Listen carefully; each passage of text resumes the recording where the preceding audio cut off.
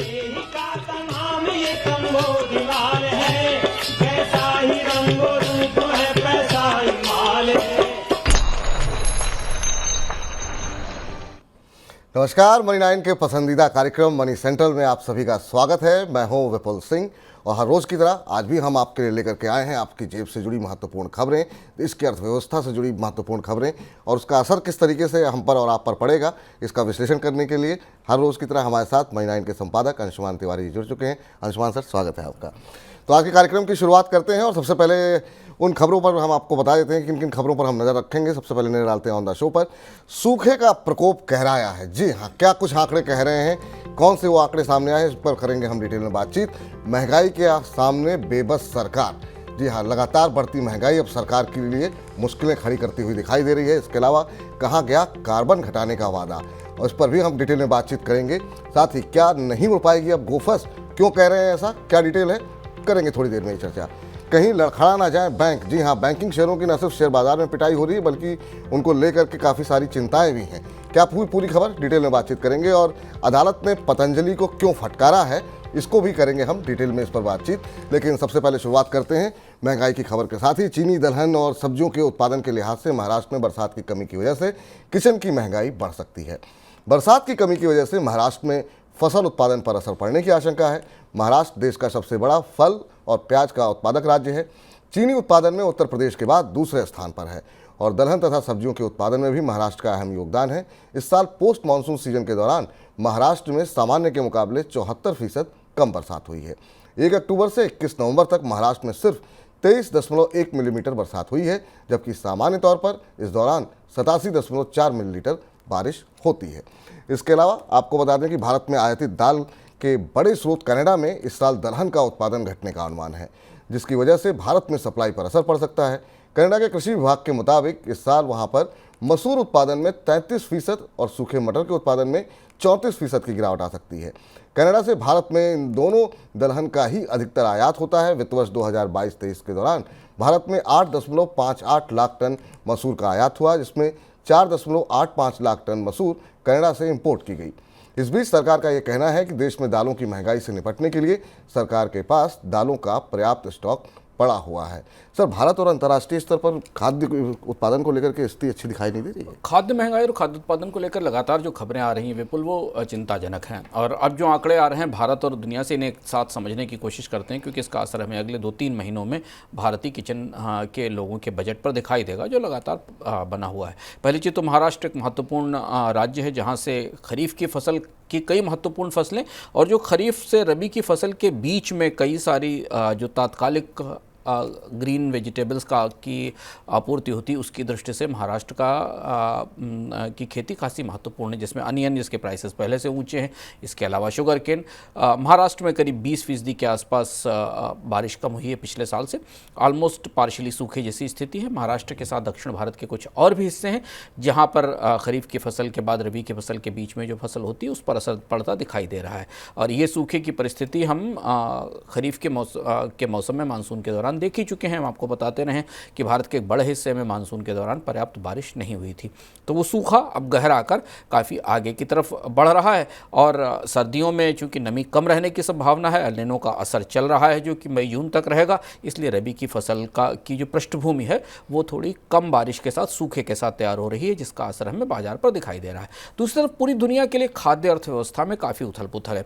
चीनी के उत्पादन में दुनिया में करीब 8 से 10% की गिरावट आ रही है। दाल के, दलहन के उत्पादन में पूरी दुनिया में कमी हो रही है। चावल के उत्पादन में कमी हो रही है और चावल के निर्यातक देश अपने यहाँ चावल रोक रहे हैं। इसलिए पूरे विश्व का जो खाद्य अर्थव्यवस्था का ये साल है वो बेहद चुनौतीपूर्ण रहने वाला है। जो यूनाइटेड नेशंस का फूड एंड एग्रीकल्चर ऑर्गेनाइजेशन है, उसने बताया है कि कई महत्वपूर्ण फसलों के ग्लोबल स्टॉक्स 8 साल 9 साल के लोएस्ट लेवल पर हैं इस समय दुनिया के देशों में।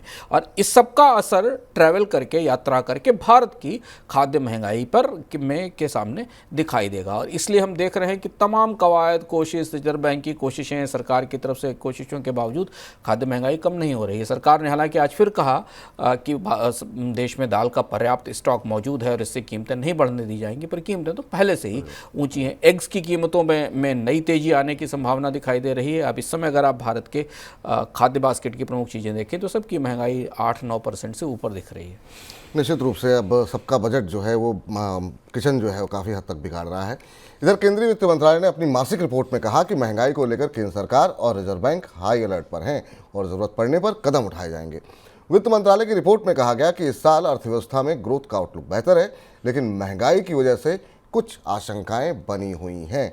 सर, अब तो वित्त मंत्रालय ने भी खुल करके इस बात को स्वीकार कर लिया है। क्या स्थिति दिखाई दे रही अब है? सरकार वास्तविकता जो दीवार पर लिखी इबारत उसको इनकार नहीं किया जा सकता। पिछले 5-6 महीनों में हम वित्त मंत्रालय की तरफ से महंगाई को लेकर बहुत स्पष्ट रूप से स्वीकार्यता नहीं दिख रही थी। रिजर्व बैंक तो बराबर कह रहा है, रिजर्व बैंक गवर्नर ने अपनी अलग अलग बैठकों में भी कहा है कि खाद्य महंगाई का बड़ा दबाव बना हुआ है। लेकिन जब केंद्र सरकार कहती है ना, तो ये माना जाता है कि लगता है कि केंद्र सरकार अब ये महसूस कर रही कि इसमें दखल देने की संभावना नहीं बची है, क्योंकि खाद्य महंगाई में कई सारे सप्लाई साइड इंटरवेंशन किए जा सकते हैं विपुल, आपूर्ति बढ़ाकर कीमतें कम की जा सकती हैं। पर यहां बहुत स्पष्ट रूप से दिख रहा है कि सरकार के हाथ बंधे हुए हैं और इसलिए वित्त मंत्रालय को अपनी मासिक रिपोर्ट में लिखना पड़ा कि महंगाई का दबाव आने वाले समय में बना रहेगा, खाद्य महंगाई का खास तौर पर। ऐसा क्यों कहा गया? उसकी वजह ये कि अनाज का उत्पादन कम है, इंपोर्ट का फैसला भी सरकार नहीं कर पा रही है, क्योंकि अनाज के इंपोर्ट से बाजार में कीमतें कितनी कम होंगी पता नहीं है। अंतर्राष्ट्रीय स्तर पर तो कीमतें वैसे भी ऊंची हैं गेहूं की, खासतौर से गेहूं के इंपोर्ट की बात पिछले 2-3 महीने से चल रही है। दलहन का इंपोर्ट रिकॉर्ड लेवल पर किया गया, पर दुनिया में दाल मिल नहीं रही। कनाडा की बात अभी आपको विपुल ने बताई कि कनाडा जो जहां से प्रमुख तौर पर आयात होता था, उससे एक तो रिश्ते अच्छे नहीं रहे और दूसरा वहां फसल में के उत्पादन में भी गिरावट आई है। इसलिए अब खाद्य महंगाई का कोई तात्कालिक उपाय सरकार के पास नहीं दिखाई दे रहा। इसलिए वित्त मंत्रालय को अंततः ये सच्चाई स्वीकार करनी पड़ी कि महंगाई का असर बना रहेगा। और ये स्वीकार्यता, ये रिपोर्ट रिजर्व बैंक के लिए थोड़ी ज़्यादा चुनौतीपूर्ण है। एक किस्म से रिजर्व बैंक को भी ये संकेत दिया गया है कि सप्लाई साइड से आपूर्ति बढ़ाकर भी ये चीज़ें नियंत्रित नहीं की जा सकती, और इसलिए रिजर्व बैंक शायद जो बात कह रहा है और जो बात हमने आपको अपने पिछले कार्यक्रमों में बताई थी कि भारत में ब्याज दरों की बढ़ोतरी का दौर 1 साल तक लंबा चल सकता है। जी। इधर देश से गैर बासमती चावल निर्यात पर पाबंदियों के बाद ग्लोबल मार्केट में भारत के ब्राउन राइस की मांग बढ़ गई है। रिपोर्ट के मुताबिक कई चावल आयातक देश भारत से ब्राउन राइस खरीद के लिए संपर्क कर रहे हैं। इस बीच देश से सेला चावल के निर्यात में भी बढ़ोतरी हो रही है। इस साल अप्रैल से अगस्त के दौरान देश से करीब 38 लाख टन सेला चावल का निर्यात हो चुका है।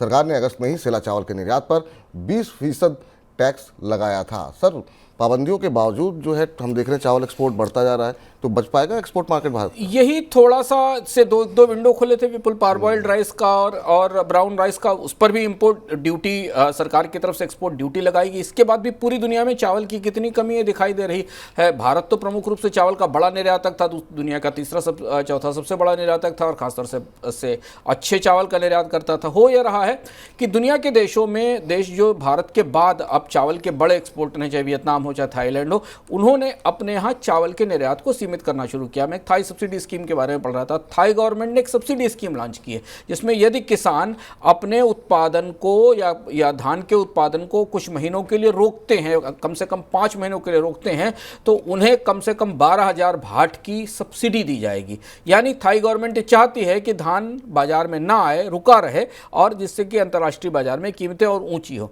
और इसलिए दुनिया के बाजार में इस साल चावल की महंगाई या चावल की शॉर्टेज और ज़्यादा बढ़ने की संभावना है। भारत ने चावल के निर्यात के जरिए पर रोक के बाद काफ़ी बड़ा बाजार गंवा दिया है। अब ये थोड़ा सा बाजार जो बचा है, जिसमें कि ब्राउन राइस और जो सेला राइस जिसको हम पारबॉइल्ड राइस कहते हैं, उसकी बिक्री की मांग आ रही है।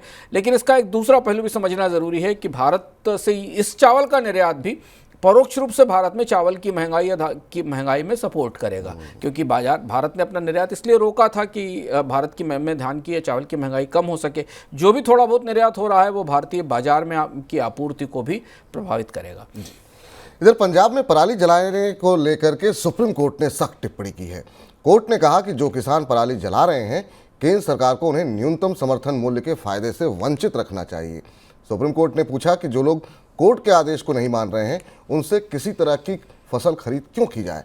पंजाब में पराली जलाए जाने की वजह से दिल्ली में बढ़े प्रदूषण के स्तर की वजह से सुप्रीम कोर्ट की तरफ से ये टिप्पणी देखने को मिली है। सर, कोर्ट की तरफ से और क्या कुछ सवाल पूछे गए और साथ ही साथ सरकारें इसमें क्या कुछ कर सकती हैं? मामला काफ़ी पेचीदा है। सुप्रीम कोर्ट काफ़ी सख्ती से कह रहा है राज्य सरकारों से कि एमएसपी रोका जाए। हालांकि ऐसी व्यवस्था नहीं है कि आप पराली जलाने के बदले एमएसपी रोक सकें, पर राज्य सरकारों को कोई कहा गया है कि अगर किसान इस बात पर नहीं मान रहे हैं कि वो जो उनकी फसल का अपशिष्ट है उसे जला रहे हैं, तो उस पर एमएसपी रोकने की व्यवस्था की जाए, सुझाव दिया गया है। लेकिन इसके साथ सुप्रीम कोर्ट ने कई महत्वपूर्ण टिप्पणियां की हैं। सुप्रीम कोर्ट ने यह भी कहा कि किसानों को इसकी सजा नहीं दी जानी चाहिए, सरकार को इसके मामले में नीति बनानी चाहिए। और यह एक बड़ी अजीबोगरीब बात है कि पराली जलाने की समस्या और दिल्ली और उसके आसपास एनसीआर में प्रदूषण की समस्या नई नहीं है, इस साल नहीं आई है। अगर आप देखें तो करीब 8-9 साल से लगातार ये समस्या चल रही है।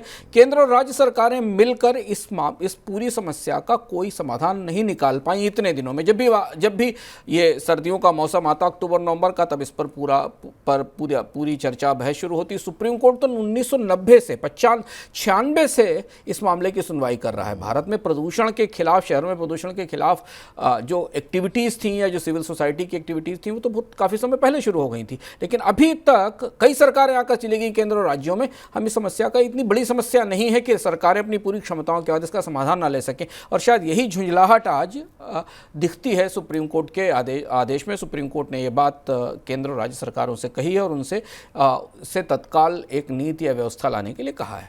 चलिए, अब देखना ये होगा कि सुप्रीम कोर्ट की इतने सख्त टिप्पणी के बाद भी क्या सरकारें कुछ एक्शन लेती हैं इस पर या नहीं। लेकिन एक तरफ सरकार की तरफ से अंतर्राष्ट्रीय मंचों पर यह कहा जा रहा है कि ऊर्जा जरूरत के लिए भारत कोयले पर अपनी निर्भरता कम करेगा, और दूसरी तरफ सरकार ही देश में कोयले से चलने वाले पावर प्लांट्स के लिए आसान शर्तों पर कर्ज देने की बात कर रही है। रिपोर्ट के मुताबिक देश में बिजली की बढ़ती मांग को देखते हुए सरकार कोयला पावर प्लांट्स को कर्ज के नियमों में ढील दे सकती है। सर, कोयले को तो हटाने की बातचीत चल रही थी, तो बढ़ावा दिया जा रहा है। ये भी बड़ा अजीब सी संगति है जो दिखाई दे रही है। और अब हम लगातार इस पर बात कर रहे हैं, अलग अलग कार्यक्रमों में आपको बता रहे हैं। सरकार की तरफ से इस बात का संकेत दिया गया है कि भारत में जो थर्मल पावर प्लांट है, कोयले से बनने वाली बिजली के संयंत्र हैं, उनके लिए बैंकों से सस्ता कर्ज दिलवाया जाएगा। ये लगभग बिल्कुल उस व्यवस्था का उल्टा है जो सरकार अंतर्राष्ट्रीय मंचों पर डीकार्बनाइजेशन के लिए वादा करती है, दावा करती। पूरी दुनिया में कोयले के संयंत्र बंद हो रहे हैं, कोयले पर बैंकों ने फंड करना बंद कर दिया है। एक दौर तो ऐसा आ गया था कोविड से पहले तक कि कोयला माइंस को कंपनियों ने फंड करना बंद कर दिया था क्योंकि उनके का भविष्य में मांग नहीं होने वाली थी। पर भारत जो क्लाइमेट चेंज की चर्चाओं में सबसे ज़्यादा अगुआ रहा है और दुनिया में पर्यावरण प्रदूषण को लेकर तमाम मंचों का हिस्सा बनता रहा है और क्लाइमेट चेंज से सबसे ज़्यादा शिकार देशों में पहले 5 देशों में शामिल है। भारत का सबसे बड़ा नुकसान क्लाइमेट चेंज से हुआ है और हो रहा है। वो जब वास्तव में कार्बन कम करने की बात आती है तो उससे पीछे हट रहा है। 2 बड़े घटनाक्रम हमारे सामने हुए। सरकार का नया इलेक्ट्रिसिटी प्लान आया कुछ महीने पहले, उसमें भी कहा गया कि भारत सरकार अपने थर्मल पावर की क्षमता बढ़ाएगी, यानी कोयले से बिजली पैदा करेगी। ज़्यादातर भारत की 69-70% बिजली अभी भी कोयले से आती। अब यहाँ इसके बाद दूसरा फैसला ये हुआ कि सरकार ने कंपनियों को खूब कोयला आयात करने की छूट दे दी। आप लगातार मनी सेंट्रल अगर सुन रहे हैं तो बता रहे होंगे, सरकार बार बार कंपनियों से कह रही कि कोयले का आयात किया जाए, बिजली की कमी ना होने दी जाए, इंपोर्टेड कोल महंगा भी है तब भी मंगाया जाए। और अब तीसरी बात ये कि सरकार बिजली घरों को स्थापित करने के लिए सस्ते कर्ज की व्यवस्था भी दे रही। अब असंगति समझिए आप कि एक तरफ हम सरकार की तरफ से हमें देखते हैं कि इलेक्ट्रिक वाहनों पर सब्सिडी दी जाती है। इलेक्ट्रिक वाहन बनाने वाली कंपनियां जो भारत में आ रही हैं, टेस्ला जैसी कंपनियां, उन्हें विशेष रूप से रियायतें दी जाती हैं। और इसके अलावा हमने इससे पहले 2 व्हीलर्स पर सब्सिडी भी देखी। और दूसरी तरफ सरकार कोयला संयंत्रों में ज़्यादा निवेश करके कोयले से बिजली बनाएगी और कार्बन जो कोयला प्रमुख रूप से कार्बन प्रदूषण का कारण है वो बढ़ेगा। तो यानी इलेक्ट्रिक व्हीकल्स पर सब्सिडी होगी, पर उन व्हीकल्स को जो चलाने वाली बिजली होगी वो प्रदूषण के स्रोतों से निकल कर आएगी। ये बड़ी असंगति है जो भारत की एनर्जी पॉलिसी में निकल कर सामने आ रही है। निश्चित रूप से बड़ी असंगति है। इधर देश में इस साल इलेक्ट्रिक 2 व्हीलर्स की बिक्री के लिए जो लक्ष्य निर्धारित हुआ है वो पूरा होता हुआ नजर नहीं आ रहा है। इलेक्ट्रिक 2 व्हीलर्स की कीमतें बढ़ने की वजह से इस साल इनकी बिक्री पर असर पड़ा है। पूरे वित्त वर्ष 2023-24 के दौरान 10 लाख 2 व्हीलर्स बेचने का लक्ष्य तय किया गया था, लेकिन अब तक सिर्फ 5 लाख गाड़ियां ही बिक पाई हैं और मौजूदा रफ्तार को देखते हुए लग नहीं पा रहा है कि मार्च तक ये लक्ष्य पूरा हो पाएगा। सर, ये ईवी गाड़ियां बिक क्यों नहीं रही? टू व्हीलर्स की बिक्री का पूरा लक्ष्य पटरी से उतर गया। अगर 2 साल पहले से आप देखें तो नीति आयोग लगातार कह रहा था कि भारत टू व्हीलर नेशन है, और अगर यहाँ बड़ी संख्या में इलेक्ट्रिक टू व्हीलर्स ले आए जाएं और पेट्रोल से चलने वाले टू व्हीलर्स बाहर कर दिए जाएं तो प्रदूषण में कमी आ सकती है। लेकिन ये पूरी नीति पिछले 1-2 साल में कई सारी मुश्किलों का शिकार होकर अंततः बंद हो गई। सरकार ने बड़े उत्साह के साथ फेम स्कीम लॉन्च की थी, टू व्हीलर कंपनियों को सब्सिडी दी गई, टू व्हीलर कंपनियां उन सब्सिडी के नियमों का उल्लंघन करती पाई गई। उन्होंने लोकलाइजेशन नहीं किया, चीन से इंपोर्ट करके इक्विपमेंट बनाकर टू व्हीलर बनाने शुरू कर दिए। भारत में एक साथ टू व्हीलर्स की बिक्री भी बढ़ी। बाद में सरकार को रियलाइज़ हुआ कि स्कीम तो अपने मकसद में सफल नहीं हुई। जब सब्सिडी खत्म हो गई तो कीमतें बढ़ गई, और कीमतें बढ़ने के बाद लोग अब टू व्हीलर्स को लेने के लिए आगे नहीं आ रहे हैं। दूसरा पहलू ये भी है कि भारत में इलेक्ट्रिक वाहनों पर सब्सिडी के पैरेलल भारत में इलेक्ट्रिक चार्जिंग नेटवर्क अभी तैयार नहीं है। उस तरीके की चार्जिंग सुविधाएं उपलब्ध नहीं हैं जो भारत में बड़े स्तर पर ईवी या इलेक्ट्रिक व्हीकल्स के इस्तेमाल को आसान बना सके। तो टू व्हीलर तो सबसे निचले स्तर का ऑटोमोबाइल है, जहां से सबसे पहले लोग शुरू करते हैं, और उन्हें अगर इलेक्ट्रिक व्हीकल चार्जिंग की फैसिलिटी नहीं मिलेंगी तो उसका वो इस्तेमाल कैसे करेंगे? तो दोनों चीज़ें थी, तो कीमतें और दूसरा इंफ्रास्ट्रक्चर बॉटलनेक, और इसलिए टू व्हीलर्स को इलेक्ट्रिक टू व्हीलर्स की स्कीम सफल नहीं हुई। इधर कर्ज संकट में फंसी एयरलाइन गो फर्स्ट के दोबारा शुरू होने की उम्मीद लगातार खत्म होती जा रही है। कंपनी को एनसीएलटी के जरिए नया खरीदार मिलने में परेशानी हो रही है। रिपोर्ट के मुताबिक अब नवीन जिंदल की कंपनी जिंदल पावर ने भी गो फर्स्ट के लिए बोली लगाने से इनकार कर दिया है।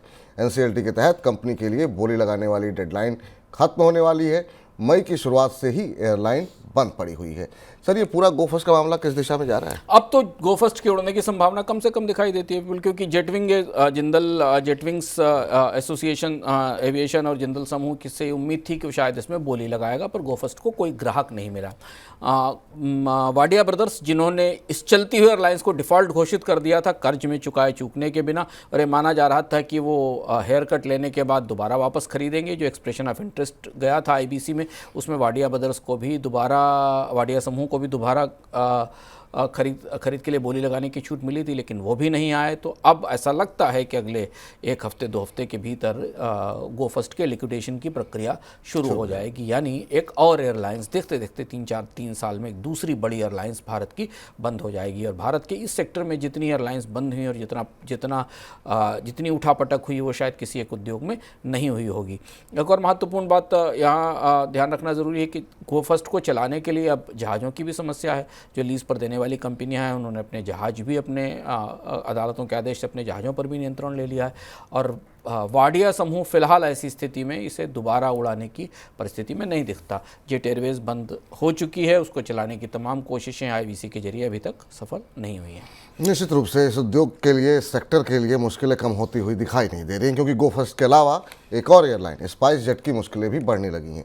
स्पाइस जेट को लीज पर विमान देने वाली कंपनियों ने दिल्ली हाईकोर्ट में याचिका दाखिल करके कंपनी से 90 करोड़ रुपए की मांग की है। उधर हाईकोर्ट ने स्पाइस जेट के मैनेजिंग डायरेक्टर अजय सिंह को जनवरी में कोर्ट के सामने पेश होने के लिए कहा है। अजय सिंह को मारन परिवार को पेमेंट के मामले में पेश होना है। अगली खबर का रुख करते हैं। प्रवर्तन निदेशालय ने कहा है कि उसने एडटेक कंपनी बायजूस को 9,300 करोड़ रुपए से अधिक के फेमा उल्लंघन के लिए कारण बताओ नोटिस भेजा है। ईडी ने बायजू और उसके मुख्य प्रवर्तक पर फेमा नियमों के उल्लंघन का आरोप लगाने के लिए कई आधारों का उल्लेख किया है। इसमें देश के बाहर भेजे गए पैसे के मामले में दस्तावेज जमा करने में नाकाम रहने का आरोप भी शामिल है। सर, किन किन बातों का उल्लंघन किया गया है बायजूस की तरफ से? बायजूस लगातार फेमा के मामले में, इससे पहले भी कुछ महीने पहले भी बायजूस को फेमा का नोटिस भेजा गया था, रेड की भी बात हुई थी। बायजूस का पूरा कारोबार और इसमें खासतौर पर विदेश से पैसा लाने के मामले में भारत की सरकार या भारत के जो रेगुलेटर्स हैं वो संतुष्ट नहीं हो पा रहे हैं। ये मामला 2 दिन से चल रहा है। बायजूस की तरफ से इस बात का खंडन किया गया, लेकिन बाद में ईडी की तरफ से कहा गया कि 9,000 करोड़ रुपए का नोटिस वास्तविक तौर पर भेजा गया। ये वो संचालन हैं विपुल जो अंतर्राष्ट्रीय स्तर से फंड्स लाने के लिए किए गए हैं। आपको याद होगा कि बायजूस की अकाउंटिंग में कई सारी मुश्किलें पाई गई थी। बायजूस की अकाउंटिंग की जांच अलग से हो रही है। बायजूस के कंपनी के निदेशकों पर सवाल उठाए गए थे। कंपनी ने समय से अपने रिजल्ट घोषित नहीं किए थे। पूरी की पूरी कंपनी भारत की सबसे चमकदार स्टार्टअप स्टोरी, जो आज से 2-3 साल पहले तक, 4 साल पहले तक भारत की सबसे चमकदार स्टोरी थी और फ्लैग बेरर थे, वो कई तरह से दागी होकर हमारे सामने आ रही। हर तरह से उसमें से दाग निकलना शुरू हुए। और इधर इजराइल हमास के बीच कतर की मध्यस्थता वाले समझौते पर इजराइल की सरकार ने मुहर लगा दी है। समझौते के तहत हमास 7 अक्टूबर के हमले में बंधक बनाए गए कुछ लोगों को रिहा करेगा और उसके एवज में इजराइल अस्थायी रूप से जंग को रोक देगा। इजराइल सरकार की ओर से जारी बयान के मुताबिक हमास अगले 4 दिन में बंधकों को रिहा करेगा और इस दौरान इजराइल की ओर से हमला पूरी तरीके से बंद रहेगा। सर, इस सीज फायर से कुछ राहत मिलेगी बाजार को? अब सीज फायर की कोशिश लगातार पश्चिम के देशों की तरफ से की जा रही थी, इजराइल और हमास और बाकी लोगों के बीच में, खासतौर से बंधकों की रिहाई को लेकर। तो कम से कम इस लंबे युद्ध के बाद, 1 महीने से ज़्यादा चले युद्ध के बाद, अब कुछ थोड़े बहुत समझौते के आसार बनते दिखाई दे रहे हैं, पर ये बंधकों के आधार पर बन रहे हैं। पर यहाँ दूसरी महत्वपूर्ण बात समझना ज़रूरी ये है कि ऐसा लग रहा है कि ये पश्चिम के देशों को भी और दुनिया के ऑब्जर्वर्स को भी लग रहा है कि युद्ध लंबा चलेगा, क्योंकि इजराइल के अगेंस्ट प्राइवेट आर्मीज लड़ रही हैं। अब सबसे बड़ा सवाल दुनिया के निवेशकों की निगाह में ये है कि क्या इजराइल की अर्थव्यवस्था इस युद्ध को झेल पाएगी? छोटी सी इकॉनमी है, कब तक इजराइल इस लंबे युद्ध को सह पाएगा? रूस नहीं है, क्योंकि रूस की अर्थव्यवस्था काफ़ी बड़ी थी। इजराइल को आर्थिक मदद कहाँ तक मिलेगी? क्योंकि इजराइल का कारोबार भी बंद है, ट्रैवल्स भी बंद है, निर्यात और आयात भी बंद है। तो इजराइल की अर्थव्यवस्था के लिए ये युद्ध कैसा असर करेगा, ये देखने वाली बात होगी। दूसरी चीज़ है कि तेल बाजार थोड़ा स्थिर है। तेल बाजार में इस बात का इंतज़ार हो रहा है कि रविवार को जब जिनेवा में ओपेक की बैठक होगी, तब सऊदीज़ और रशिया दुनिया में कच्चे तेल के उत्पादन को लेकर क्या संकेत देते हैं। कच्चे तेल की कीमतें $82-83 के आसपास बनी हुई हैं, उनमें नीचे नहीं गई हैं। इस बात की संभावना ज़्यादा जारी की जा रही है कि सऊदी अरब अपने उत्पादन की कटौती को अगले कुछ महीनों तक और जारी रख सकता है। अभी फ़िलहाल जो कटौती का समझौता है वो दिसंबर तक प्रभावी है। और अब रुख कर लेते हैं आज की सबसे बड़ी खबर का।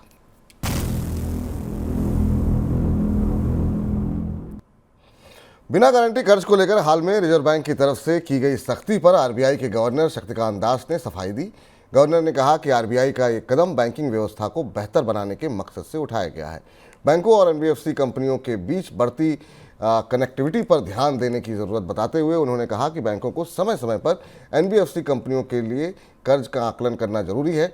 अब सर, ये इंटरकनेक्टिविटी क्या है जिसको लेकर के आरबीआई बात कर रहा है? बिल्कुल, बैंकिंग सेक्टर में ऐसा कुछ हो रहा है जैसे कि ऐसा लगता है सारे बैंकिंग के मॉडल रेगुलेटर्स को अब रिवैल्यू करने पड़ रहे हैं। सब जगह जो चीज़ें काफ़ी प्रचार के साथ कही जा रही थी, खूब कर्ज देना जरूरी है, लोन मेले लगाए जाने चाहिए, कर्ज के जरिए अर्थव्यवस्था में ग्रोथ लाई जानी चाहिए, वो सब वापस पलट कर ऐसा देखा जा रहा है कि यहाँ कहीं कुछ गलत हो रहा था। कर्ज के मामले हम लगातार बता चुके हैं, अनसिक्योर्ड लोन के। अब यहाँ दूसरा मामला आया जिसमें आज आरबीआई गवर्नर ने काफ़ी महत्वपूर्ण बात कही, और ये काफ़ी सेंसिटिव और गंभीर बात है। भारतीय बैंकिंग उद्योग के रेगुलेटर की तरफ से आई और सबसे बड़े रेगुलेटर की तरफ से आई।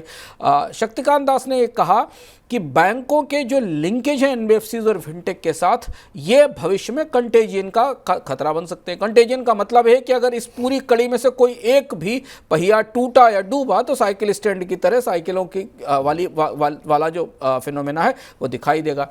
अब आप समझिए, भारतीय बैंकिंग उद्योग में सरकार ने सोचकर एनबीएफसी क्रिएट की थी, पूरी शैडो बैंकिंग क्रिएट की थी। एक शैडो बैंकिंग का पूरा फेज हो चुका था जिसमें दीवान हाउसिंग और आईएलएफएस जैसी कंपनियां डूब गई थी। उसके बाद आरबीआई ने सारे नियम बदले और कहा फिर हम शैडो बैंकिंग चलाएंगे। बड़े एनबीएफसीज को तैयार किया गया। एनबीएफसीज को बाजार से डिपॉजिट लेने की छूट नहीं है। एनबीएफसी पिछले 7-8 साल में बैंकों के कर्ज के सबसे बड़े ग्राहक हो गए। बैंक हमारे आपसे जो बचत से पैसा जुटाते हैं, बाकी जगह से पैसा जुटाते हैं, वो पैसा वो एनबीएफसीज को देते हैं और एनबीएफसी लोगों को कर्ज देती हैं। उन लोगों को कर्ज देती हैं जिनको बैंक कर्ज नहीं दे सकते क्योंकि उनकी क्रेडिट प्रोफाइलिंग अच्छी नहीं। रिजर्व बैंक गवर्नर ने आज अपने भाषण में इस पूरे मॉडल पर ही सवाल उठा दिए खुद। उनका कहना था कि बैंकों को लगातार एनबीएफसी से संपर्कों की समीक्षा करनी चाहिए। फिर क्या क्या फिनटेक कंपनियां खड़ी हैं क्योंकि एनबीएफसी और फिनटेक कंपनियों के बीच में भी तमाम तरीके के संचालनों के समझौते हैं। बैंकों और फिनटेक कंपनियों के बीच में समझौते हैं।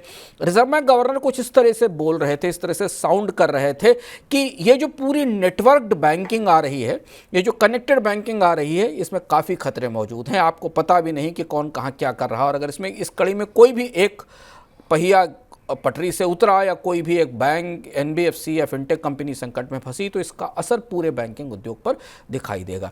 वैसे भी विपुल ने आपको शुरुआत में बताया कि बैंकिंग उद्योग में पिछले 3-4 दिनों में 5 दिनों में जिस तरीके के नियम बदले हैं उसके बाद बैंकिंग स्टॉक्स की बुरी तरह पिटाई हो रही है। बैंकिंग उद्योग के भविष्य को लेकर, भारत में बैंकिंग रेगुलेशन को लेकर कई सारे सवाल उठाए जा रहे हैं, पर यह खतरा नया है और यह दरअसल ये बताता है कि सरकारें 6 महीने पहले, साल भर पहले या रेगुलेटर 1-2 साल पहले जो सोचते हैं उससे वापस दोबारा उसी में उनको अब खुद अपने फैसलों में भी कमियां और गलतियां दिखाई दे रही हैं। सर, लेकिन सवाल ये कि आरबीआई को बड़ा खतरा क्या दिखाई दे रहा है, आपको क्या लग रहा है? आरबीआई का सबसे बड़ा खतरा दिखाई दे रहा है कि एनबीएफसी सबसे कमजोर कड़ी है इस पूरे व्यवस्था की, और इसलिए एनबीएफसी कमजोर कड़ी है क्योंकि नसीहत से आप सीख सकते हैं। तो होता यह कि जिसे कहावत में कहा जाता है कि जब तक हमें ये पता ना चले कि गलत क्या है तब तक हम जो करते रहते हैं वही सही मानते हैं। तो एनबीएफसी की में तो नसीहत मिल चुकी है, तो रिजर्व बैंक को डर ये लग रहा है कि एक बार देवन हाउसिंग फाइनेंस, आईएलएफए जैसी कंपनियों ने बैंकों से पैसा लिया था, बॉन्ड से पैसा उठाया था और उसके बाद उन्होंने गलत लेंडिंग की, फिर वो कोलैप्स कर गई और उसका असर बैंकों पर दिखाई दिया। कहीं ऐसा दोबारा फिर से ना हो जाए।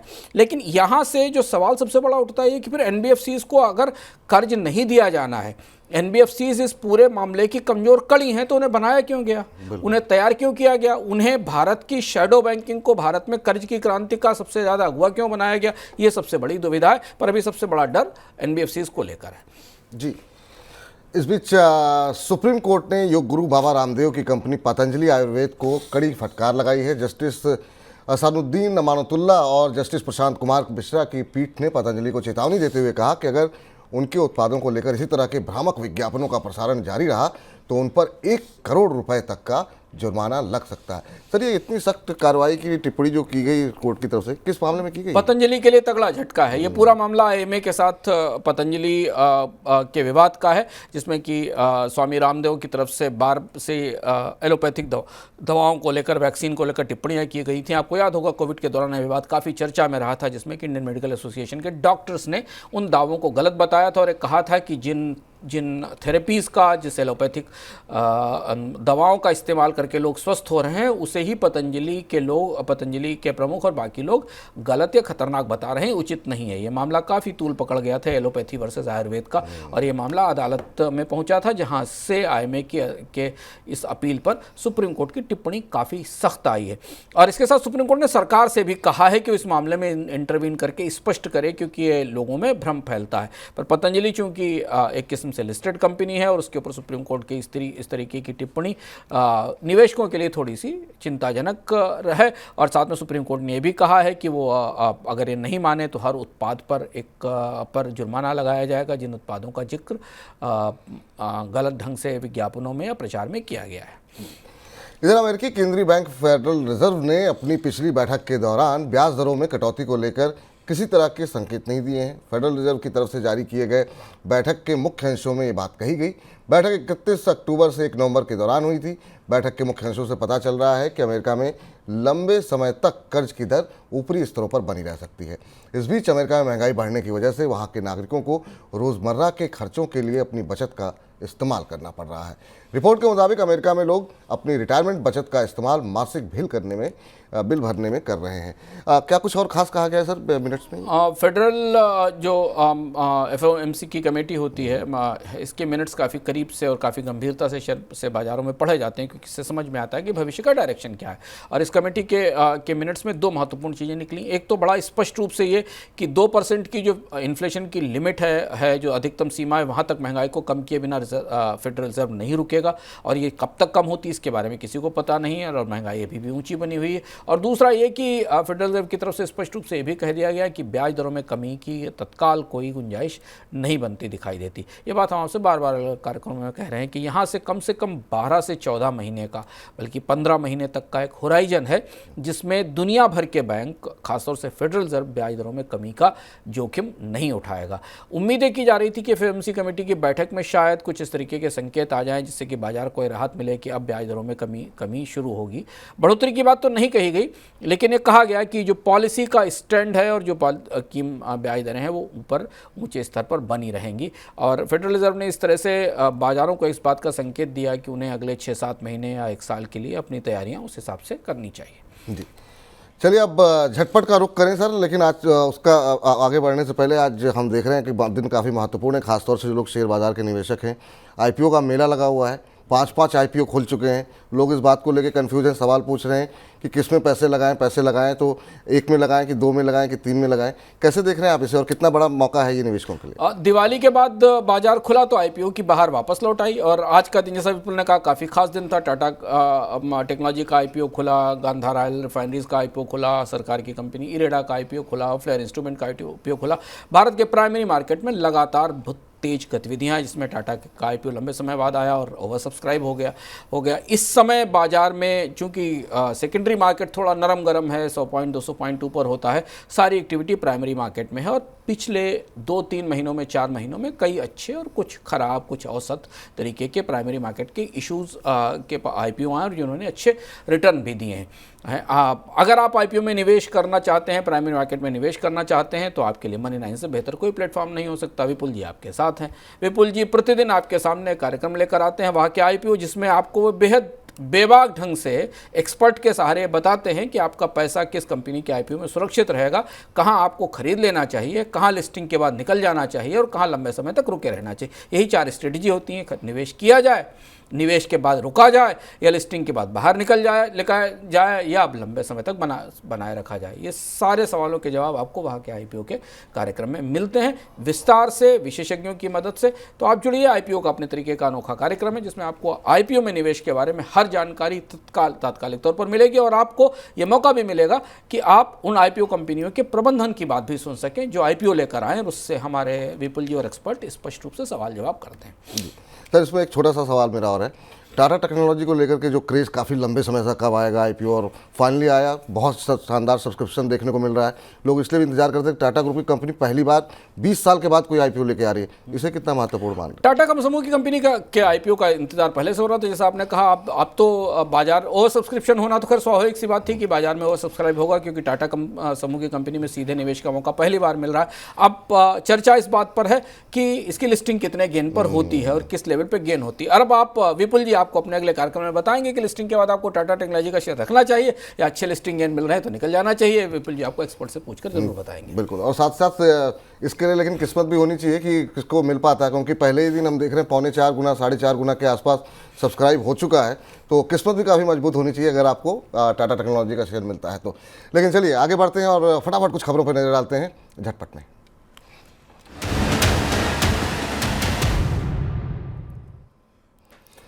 टाटा ग्रुप की एक और कंपनी की मार्केट कैप 3 लाख करोड़ के पार पहुंच गई है। मंगलवार को आपको बता दें, टाइटन के शेयर का भाव 3400 रुपये के ऊपर जाते ही कंपनी की मार्केट कैप 3 लाख करोड़ के पार पहुंच गई। बुधवार को शेयर का भाव 3425 रुपये दर्ज किया गया। टाइटन से पहले टीसीएस ने इस आंकड़े को पार किया है। फिलहाल टीसीएस की मार्केट कैप करीब 13 लाख करोड़ रुपए के आसपास है और सभी ग्रुप कंपनियों की मार्केट कैप 25 लाख करोड़ रुपए के आसपास पहुँचती हुई दिखाई दे रही है। अगली खबर का रुख करते हैं। भारतीय समूह समर्थित OneWeb इंडिया को भारत में सैटेलाइट ब्रॉडबैंड सेवा शुरू करने के लिए ज़रूरी मंजूरी मिल गई है। कंपनी के मुताबिक वो भारत में सैटेलाइट ब्रॉडबैंड लाइसेंस लेने वाली पहली कंपनी बन गई है। इसके लिए OneWeb और यूटेलसेट के बीच सितंबर महीने के अंदर करार होता हुआ दिखाई दिया था। भारतीय रिजर्व बैंक ने जियो पेमेंट बैंक में अपनी हिस्सेदारी घटा दी है। रिपोर्ट के मुताबिक इस साल मार्च तक जियो पेमेंट बैंक में स्टेट बैंक की 23% हिस्सेदारी बची है, जो पहले 30% हुआ करती थी। हिस्सेदारी 25% से कम होने से अब एसबीआई अपने 7 साल पुराने संयुक्त उद्यम में विशेष प्रस्तावों को रोक नहीं पाएगा। वित्त वर्ष 2022 में एसबीआई ने संयुक्त उद्यम में 9.48 करोड़ रुपए का निवेश किया था। सर, इनमें किसी खबर पर टिप्पणी आपकी? पेमेंट्स बैंक अजीब सी गुत्थी हो गए हैं रिजर्व बैंक के लिए। बेहद धूमधाम के साथ भारत में पेमेंट्स बैंक के लाइसेंस जारी किए गए थे। ये भी देखिए, अभी हमने आपसे एनबीएफसी और फिनटेक कंपनियों के बारे में बात की कि भारत के बैंकिंग उद्योग में कब क्या हुआ है और अब खुद वापस पलटकर रेगुलेटर को सोचना पड़ रहा है। पेमेंट बैंक उसका एक हिस्सा है। माना जा रहा था कि भारत में सिर्फ पेमेंट के आधार पर चलने वाले बैंक्स बेहद सफल होंगे, क्योंकि लोगों को पेमेंट के लिए बैंकिंग की ज़रूरत होगी। पेमेंट बैंक्स आए, लाइसेंस लिए गए। कई बैंकों ने तो अप्लाई करने के बाद कई कंपनियों ने लाइसेंस ही नहीं लिए, कुछ ने लाइसेंस लिए तो वापस कर दिए। अब आपके पास 2, 3, 4 पेमेंट बैंक्स दिखाई दे रहे हैं, पर इसमें भी जैसे जियो का पेमेंट बैंक था उससे एसबीआई बाहर निकल रहा है। भारत के पूरे बैंकिंग स्ट्रक्चर में सिर्फ पेमेंट के लिए बैंक्स को चलाए रखने की कोई बिजनेस मॉडल नहीं बन पाया, क्योंकि भुगतानों के लिए यूपीआई और मोबाइल वॉलेट जैसी परिस्थिति इस्तेमाल कर रहे हैं। ये देखना होगा अगले 1-2 साल के अंदर कि भारत के जो प्रमुख पेमेंट बैंक हैं वो कितने दिनों तक सर्वाइव कर पाते हैं, या फिर आरबीआई उनके लिए नियमों में बदलाव करके उन्हें कुछ दूसरी बैंकिंग में आने की या ज़्यादा प्रॉफिटेबल बैंकिंग में आने की इजाज़त देता है। तो आज की सर आप इस चर्चा में जुड़े और तमाम इन खबरों का विश्लेषण किया, बहुत बहुत शुक्रिया, बहुत बहुत धन्यवाद आपका। तो आज के अब मनी सेंट्रल को समाप्त करने का वक्त हो गया है, लेकिन आप लगातार मनी 9 के साथ बने रहिए और हमारे बहुत सारे एक्सक्लूसिव शोज़ हमारे सिर्फ ऐप पर ही उपलब्ध हैं और आपने अब तक ऐप डाउनलोड नहीं किया है तो तुरंत डाउनलोड कर लीजिए। खबरें पढ़ने के शौकीन हैं तो मनी 9 की वेबसाइट पर जाइए और वहाँ पर आपके मतलब की प्राइमरी मार्केट की हो या फिर कहीं भी निवेश की कोई रणनीति अपनानी हो तो वहाँ पर वो खबर आपको मिल जाएगी। मुझे इजाज़त दीजिए, मनी 9 के साथ बने रहिए। नमस्कार। ऐसे ही का तमाम